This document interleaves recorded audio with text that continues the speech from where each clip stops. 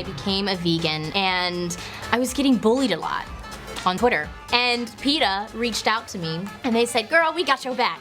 And they sent so many cooking books and pamphlets, about PETA. And I was like, wow, this is really cool. So I wanted to become a voice for my community. That's one of the main reasons why I decided to be a part of this PETA ad campaign, because I wanted to educate my culture about the benefits of becoming vegan.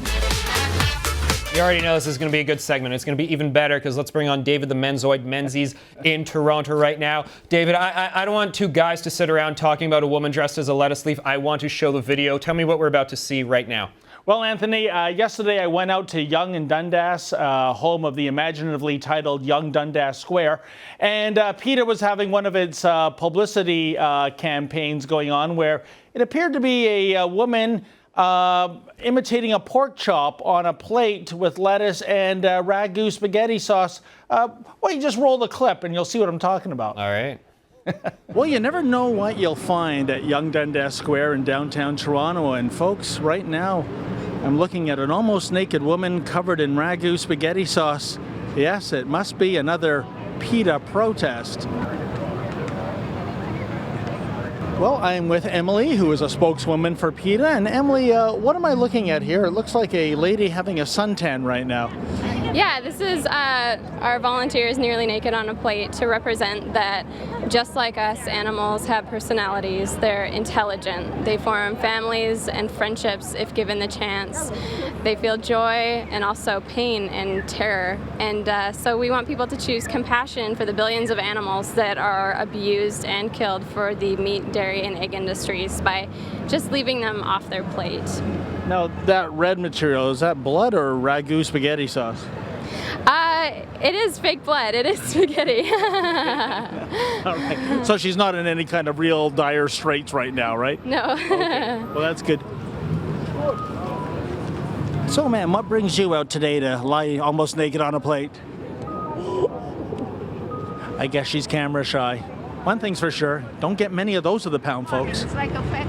The definition of murder would be killing a human being, wouldn't it? I mean, are you saying that killing an animal is the same as killing a human? Well, of course it's not the same, but it's causing cruelty to another of God's creatures, so of course it's wrong. But it's not murder, though, is it? No, it's not murder.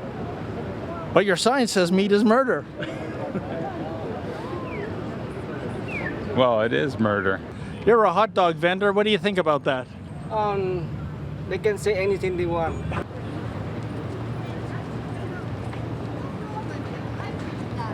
So there's actually a moral equivalency between, say, somebody killing a child and somebody killing a cow? Once again, killing is killing. Murder is murder.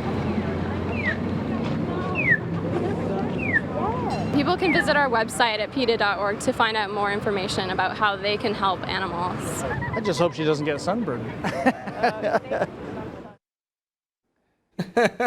Well, I don't know. I gotta say, it works. I wish that guy had just torn up the sign there and gone home, because you kind of got him. He kind of flat out disagreed. But David, I gotta tell you, I know you're gonna be critical of them, but I really have no problem with what that woman's doing. I have no problem. I think we should have one on every street corner. We should raise taxes for that purpose. Yes, you agree for all the wrong reasons, though, Anthony Fury. No, the fact is, at the end of the day, they're not dissuading anyone from wearing fur. They're not dissuading anyone from eating meat and going vegetarian or, God forbid, vegan. The fact is, Anthony, what PETA does is simply generate millions of dollars of publicity for PETA.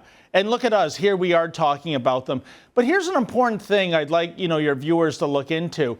When you look at their actual record of animal husbandry, as much as they preach that animals have rights and we shouldn't be cruel, when you look at PETA shelters across the U.S., their kill rate approaches 90%. So 9 out of every 10 animals they take in, they end up euthanizing themselves and typically throwing away in some dumpster in the middle of the night. Now, Anthony, by coincidence, I was at the Toronto Humane Society just before this protest for a completely different assignment. And I was talking about this to the executive director of the Toronto Humane Society, and she said that is an appalling kill rate, even when you consider that PETA's excuse is, well, these were sick or dying animals anyway. So, my friend, when it comes to talking the talk and walking the walk, well, they can do one okay. Well, David, you know, I'm glad you went out there, but I gotta ask, you know, the people around there, they're attracted to the naked lady on the plate, but do you think they end up engaging? Like, do you think it actually works? Because it seems to me, you know, she got her website address on our program. Maybe one person's going to become a gluten-free whatever after watching it. I don't know. Well, you know, I guess they're in the business of selling titillation. You know, it was an attractive, you know, female in pretty nice shape. Almost naked, curled up. So naturally, you can't help but look at that. But again, are you going to look at that and say, you know what, I'm never eating a steak again for the rest of my life? Or are you going to say, you know what, I'm going to agree with PETA that the blind shouldn't have access to seeing eye dogs, because that's another one of their beliefs. Really? Oh, absolutely. That's pretty crazy. You know, and are you going to buy into the moral equivalency of Ingrid Newkirk, the founder of PETA, her saying of a rat is a pig, is a dog, is a boy? And the really disturbing thing, you know, Anthony, is that you talk to those people with signs that say meat is murder, and I asked some of them, if this was a human child, a little boy or a girl that was murdered, do you draw the same moral equivalency to, say, a chicken or cow being slaughtered? And the answer right across the board was yes, there is no difference. That's pretty telling there. David Menzies, we got to go. Thanks for this report. You know, I was at Ottawa Rib Fest the other week, and there was a guy there denouncing everyone. I mean, right in the fire. That guy has balls. All right, David, we'll see you later. Okay, bye, Anthony. Folks, you can always send me your thoughts on anything via email, anthony.fury@sunmedia.ca.